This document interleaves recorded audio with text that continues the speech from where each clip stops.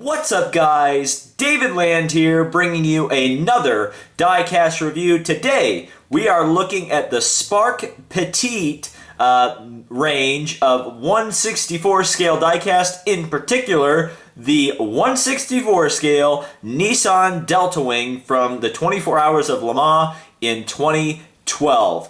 This is a fantastic piece. I'm so excited to share it with you guys. I've reviewed a Spark model before, but it was a 1/43rd scale car. This is in the scale that most of you guys collect, and myself included in that, 1/64 scale.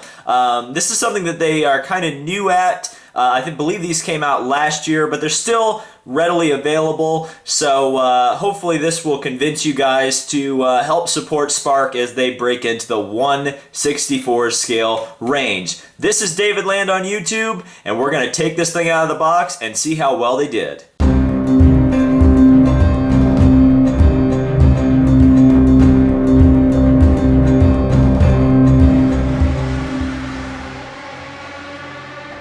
Okay, so right off the bat, let's take a look at the box. You can see on the side here, you've got Spark Petit 1/64, or Petit if you want to pronounce it Americanized.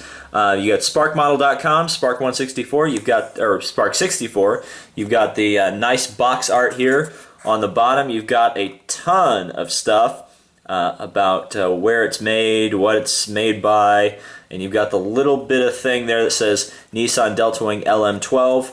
But that's the only thing that that tells you what kind of a car it is. There's no like special box or anything. But the great thing about these boxes is you just open them up, and they're resealable. So you can open the car up and get it out, and then put it back in the box if you want to. So unlike, like, say, the Greenlight Indy cars, that's something that you're unable to do. So let's take a closer look at it, shall we? First and foremost, this is a fantastic looking model. It looks just like the Delta Wing does in real life. I mean, look at this thing. Now there are a few, there is a problem with it that I will get to, and maybe you'll be able to notice it. But overall, really good representation of this vehicle. I'm almost scared to call it a car, but I've had an interesting history with the Delta Wing. It's kind of followed me around, as strange as that is to say. Initially, it was designed as an IndyCar concept. It was designed by Chip Ganassi and a guy who used to design for the Lola car company named Ben Bowlby. And they designed it as a future IndyCar concept. Now, interestingly, this was when, before the DW12 and all that stuff, I actually got to speak to Ben Bowlby, and here's some pictures of that, just saying, I'm not lying. When they showed off the Delta Wing the first time at Indianapolis, I got to have like a 10 or 15 minute conversation with him, and it was really interesting to hear him talk about it, because back then it was kind of being marketed more as a concept rather than as a car.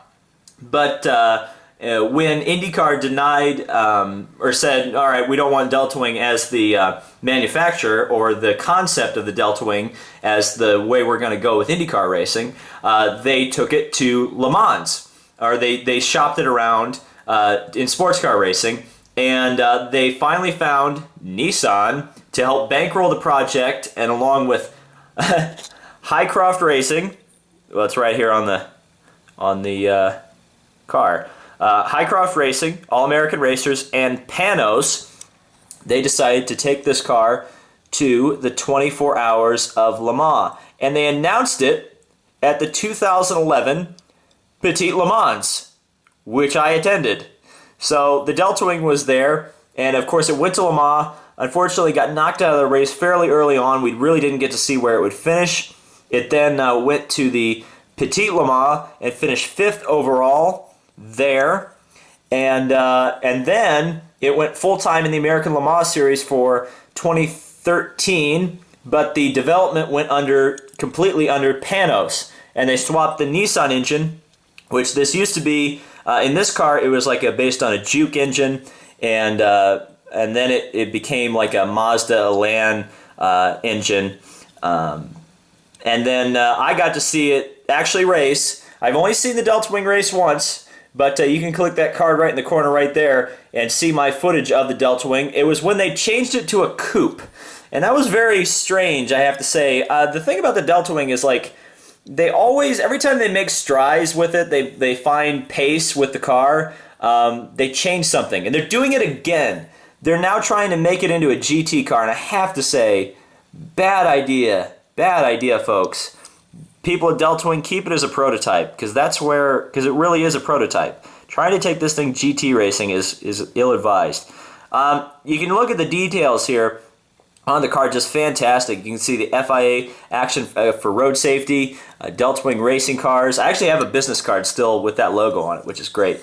Here's the one error I found on it. Just a slightly wonky decal there on powered by Nissan Nismo, and we did lose the P there. But overall, some people were comparing this, or not comparing it, but it was kind of seeming like it was like a WLS mold car, like the NASCARs. Not even close. This is a greatly detailed car, and the best part about it, most Spark models, they don't roll. This one rolls really fairly well. So let's take a look at a scale comparison here. I'm going to pan out just a bit. For those of you who don't really, my hands are a little bit small, so it's kind of hard to be able to see how big a car is. But you can see here a green light Indy car. This is the James Hinchcliffe version that I reviewed earlier, I think last month. And you can kind of see the size comparison. The Delta Wing's a little bit smaller, but it's a little bit smaller in real life from the Indy car. So that's just an interesting thing if you have one of those. But if you're somebody who just doesn't have something like an Indy car and doesn't really know the scale, let's take a look at a Matchbox GT40. That's the comparison there, two Le Mans racers. And if that doesn't float your boat, you can, this is actually on the shelves now, or a version of it. You can take a look at the SRT Viper. This is made by Hot Wheels. So you can buy this car right now, and you can buy this car too. I got it for $12 or $12.50 shipped from eBay. So that was a pretty good deal. And how about a car I actually raced against? The BMW M3 GTR, I think? I can't remember. This was a while ago when this car raced. But they are re-releasing this next year, so you'll get another opportunity to get this car. And it's a really great model for a Hot Wheels one. And it looks really great with the Delta Wing. And of course, just because I like to show it off, and because these cars actually were produced by the same manufacturer, Panos, the Panos DP01 next to the Delta Wing. But one thing I do have to complain about is that the one thing I'm kind of disappointed about, and Spark's really good about virtually everything, usually very good with detail, and I don't know if it was a cost thing or what, but they didn't print any tire logos, the Michelin logos, on the tires. But aside from that, really, really great model, and I'm so happy to add this one to the collection.